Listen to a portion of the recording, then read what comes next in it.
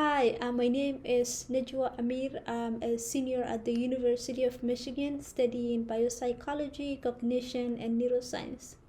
So, for the summer of 2022, I had the opportunity to participate in the University of Florida SURF program. So, I did my research in the Department of Pharmacotherapy and Translational Research at the College of Pharmacy. So, I had the opportunity to work with an awesome faculty mentor, Dr. Julia Duarte, and an awesome mentor, Dr. Christelle Latif. And so my research focused on the changes of P2Y12 receptor gene expression in patients with diabetes and chronic kidney disease after antiplatelet medication. So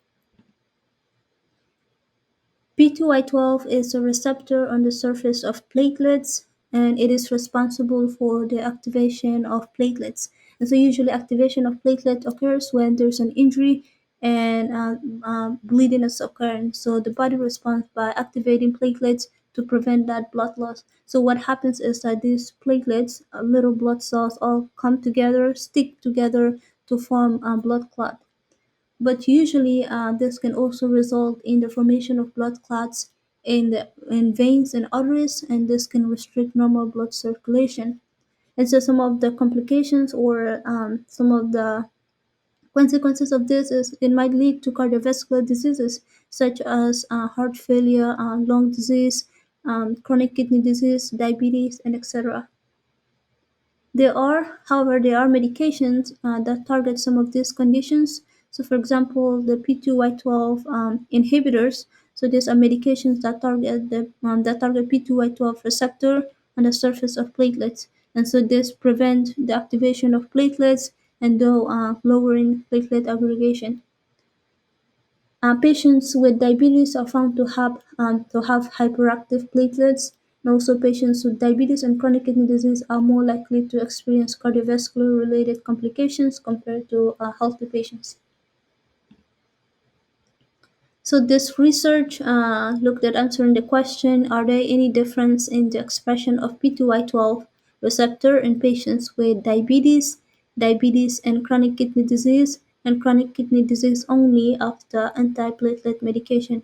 And so we measured the expression of P2Y12. We measured the P2Y12 gene expression in patients with chronic kidney disease, diabetes, and healthy patients, and assess whether patients with chronic kidney disease express high levels of P2Y12 receptors compared to patients with diabetes only. And so our hypothesis is patients with chronic kidney disease and diabetes have a higher expression of P2Y12 receptors compared to patients with only diabetes. So the research looked at four different groups of patients, and so we had 16 patients with diabetes and chronic kidney disease, 16 patients with diabetes and diabetes only, and then we had 16 patients with chronic kidney disease only, and then we had 16 patients with no chronic kidney disease and no diabetes. And so the process included isolating mRNA from the blood samples of these patients. And then using that RNA, we conducted cDNA synthesis. And then from that cDNA synthesis, we performed real-time PCR. And then using that PCR data, we analyzed our result using comparative CT methods. So yeah, that is all about my research.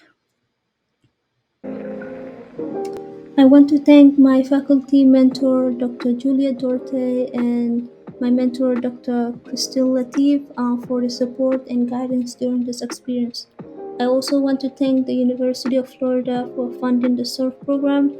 I'm really grateful that I had the opportunity to explore and learn about the University of Florida and see what it had to offer. I also want to thank Mike Nazareth and others who were involved for putting together the SURF program. And lastly, I also want to mention that I intend to apply to the University of Florida's College of Pharmacy after completing my bachelor's.